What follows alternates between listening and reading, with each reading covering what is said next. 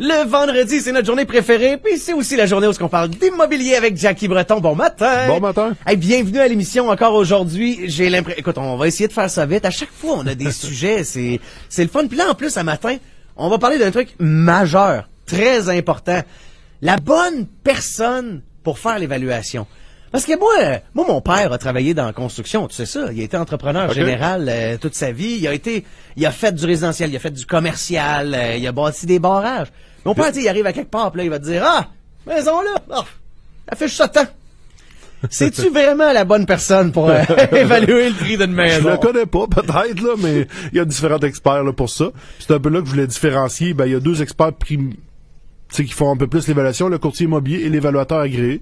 Fait que les deux réponses sont bonnes, les deux sont bons pour évaluer la valeur de la marchande, mais pour différentes raisons. Le courtier immobilier, c'est vraiment pour vendre la propriété.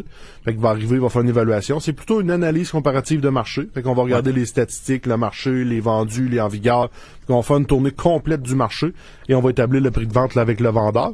L'évaluateur, c'est un parti neutre. Fait que l'évaluateur va être utile à différents moments. Exemple, dans un cas de séparation ou dans un cas de succession. Admettons qu'un des conjoints va acheter la demi-divise de l'autre. Ouais. Ben là, les gens m'appellent, j'aimerais ça évaluer ma maison. Je vais leur suggérer de prendre un évaluateur, payer un frais, parce que c'est une partie neutre qui va émettre un rapport. Ouais. Fait que ce rapport-là, s'il arrive quoi que ce soit dans 2 ans suite à la séparation ou à la succession, parce que tu sais, je dis souvent aux personnes, prenez donc tout de suite un évaluateur, même si vous allez mettre la maison en vente, parce qu'au moins, s'il arrive quoi que ce soit dans la succession plus tard, vous allez avoir une preuve tangible qui va vous protéger par rapport à ça. Et comme dans un cas de séparation, quand le conjoint achète la demi-divise de l'autre, fait qu'ils sont certains d'évaluer la valeur marchande, puis d'acheter au juste prix, sans qu'il y ait de conflit plus tard, s'il arrive de quoi dans 4-5 ans, puis un des deux voudra poursuivre l'autre en disant « Tu m'as pas donné assez ».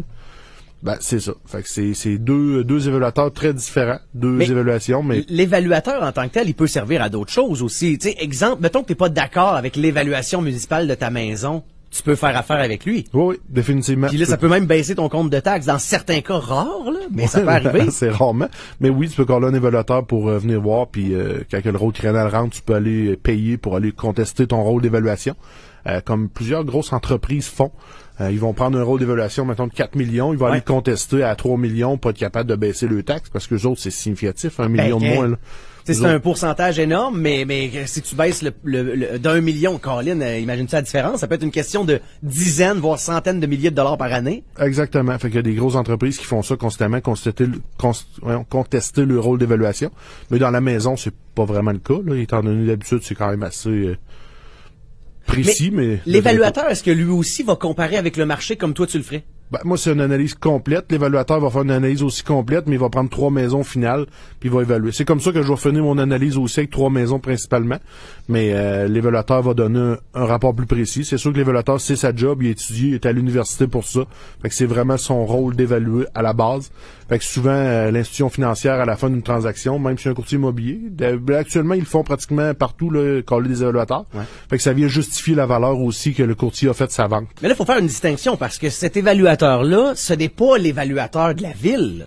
Ben, c'est comme un bureau d'évaluateurs. C'est un bureau indépendant. L'évaluateur de la ville, c'est un évaluateur agréé aussi qui est engagé par la ville. Fait que c'est un petit peu, ça peut être une firme, la même firme quand même, là. Mais c'est sûr que l'évaluateur de la ville va faire plus une évaluation de masse. L'évaluateur agréé va faire une évaluation précise sur cette propriété-là dans le marché actuel. Fait que actuellement, nos rapports d'évaluation sont bons de 1 à 3 mois. Fait que souvent, ils sont à refaire. Les institutions peuvent les tolérer jusqu'à 6 mois. Mais c'est ça, c'est quand même assez court aussi. C'est intéressant ce que tu dis là, parce que là, on est dans une période particulière, on va se le dire, là, tu sais, on en parlait la semaine passée, les maisons se vendent hyper vite, tu veux faire bonne impression rapidement sur le web, mais mettons là qu'on n'est pas dans la période de la COVID, puis que c'est un peu moins fou le marché, ça va arriver à un moment donné, là. Ça va s'en placer. Il faut à un moment donné, mettons que ça fait 6 mois que la maison est à vendre, faut ajuster le prix 6 mois plus tard. Ben, si la mise en marché est optimale dès le départ, puis c'est pas vendu, c'est souvent le prix. Mais des fois, la mise en marché est pas optimale. Est-ce que tout est fait pour que ce soit au maximum? Les photos, tu sais, des fois, je regarde des maisons en vente, puis je check les photos, je me dis, tabarouette. Moi, ceux qui ont pris des photos comme ça. Mais, tu sais, il y a beaucoup d'autres détails à regarder. Mais souvent, si tout est fait optimalement par un professionnel, ben, c'est le prix qui reste, là. Si ça se vend pas, c'est toujours ça. J'ai une question concernant l'extérieur. Je sais qu'on a plus de temps, là, mais j'ai une question concernant l'extérieur.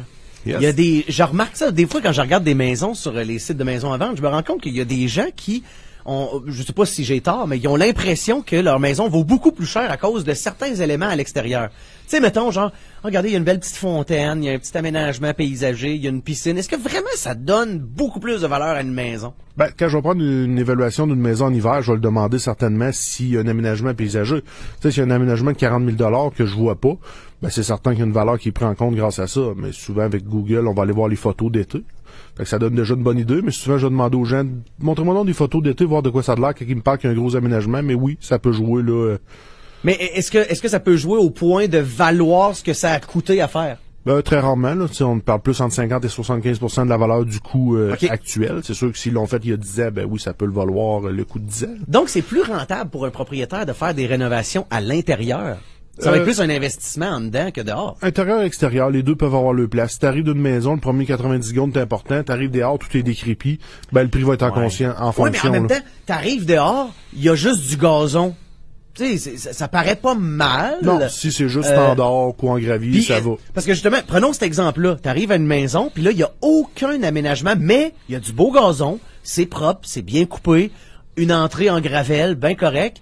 Est-ce que ça dévalue la maison pour autant? Ça dévaluera pas, mais tu sais, si t'arrives dans l'autre cour à côté, par exemple, tu prends deux jumelés, le côté, il y a de l'asphalte, bel aménagement paysager, c'est certain que ça va avoir une plus-value. OK. Intéressant. Écoute, on a déjà plus de temps, Colin, ça va beaucoup trop vite. On s'en reprendra la semaine prochaine. Merci, Patrice. Salut, Jackie. Salut bien.